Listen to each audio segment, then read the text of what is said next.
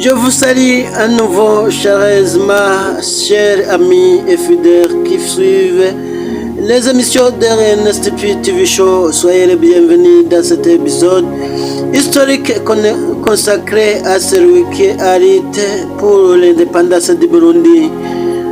S'appelle Louis Rwagasore. Le prince Louis Rwagasore est né le 10 janvier 1932 à Gitega et mort le 13 octobre 1961, assassiné à Bujumbura près du lac Tanganyika et est mort d'État burundais, membre de la famille royale. Il est premier ministre quelques mois avant que le pays n'obtienne l'indépendance. Prince héritier du Burundi, à sa naissance, le prince Louis Rwagasore est le fils de Mwami Mwambutsa V et de la reine Thérèse Kanyonga. En 1933-39, il a entamé ses études à l'école primaire de Bukeye, puis à Kinyinya et Gitega. En 1945, il s'embarquait pour le Rwanda où il entrait au groupe scolaire d'Asrida à Butare. Il passe 6 ans de retour de Belgique après des études à l'université Anvers. Il entamait sa vie politique en 1956. En septembre 1958, il fondait l'Union pour le progrès national, UPRONA, pour lutter contre les Belges et réclamer l'indépendance du Burundi.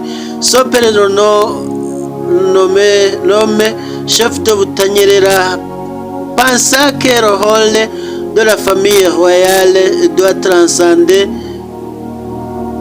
les politiques partisanes, mais Rwagasore renonçait pour se consacrer entièrement à la cause nationaliste. En février 1960, le roi se sent menacé par le nationalisme à l'ère où le Congo belge, pays voisin, vient d'accéder à l'indépendance. Lors du premier congrès de l'UPRONA en mars 1960, Louis Rwagasore réclamait l'indépendance totale du Burundi, a incité la population à boycotter les magasins belges et à refuser de payer des impôts. Du 27 octobre au 9 septembre 1960, le prince Rwagasore est placé à résidence surveillée alors que les élections communales doivent être tenues à la mi-novembre.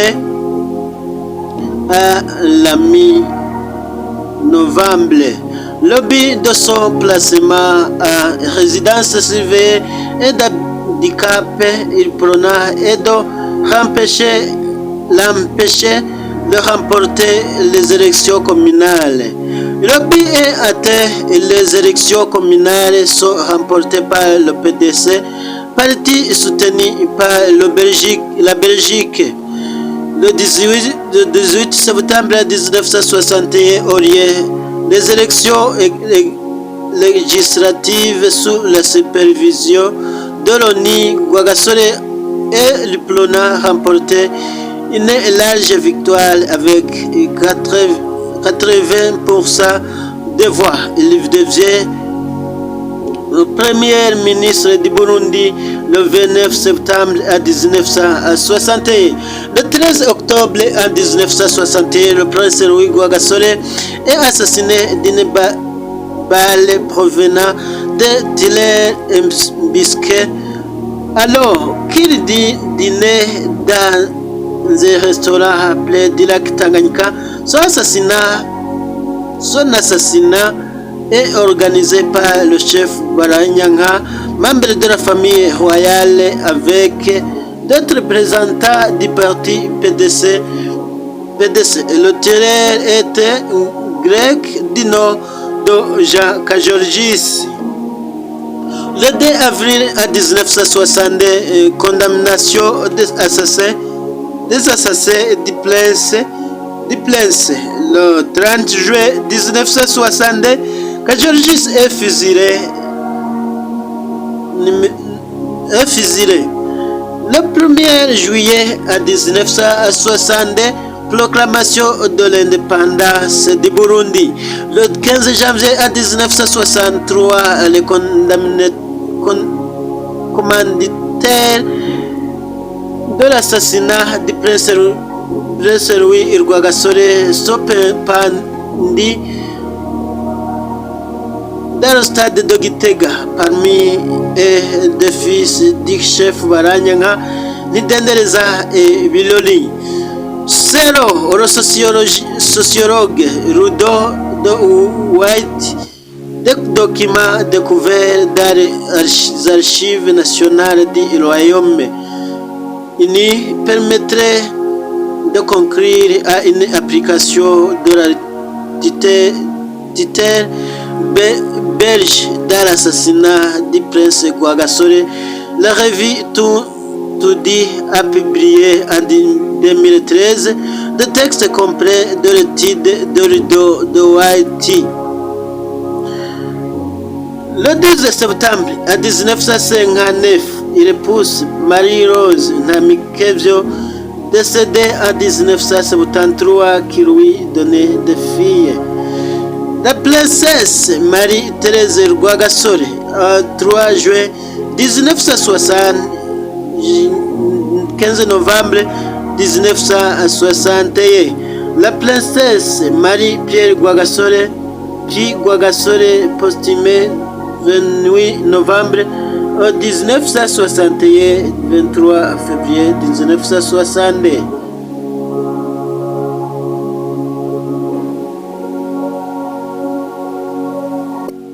Merci d'avoir été avec moi.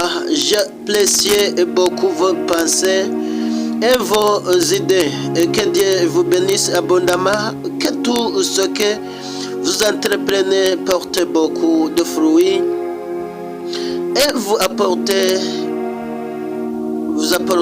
le succès à bientôt. Si bien nous prête vie. Que Dieu vous garde. La famine, la vengeance, une maison qui fruit. Ciao, ciao. Hasta la vista.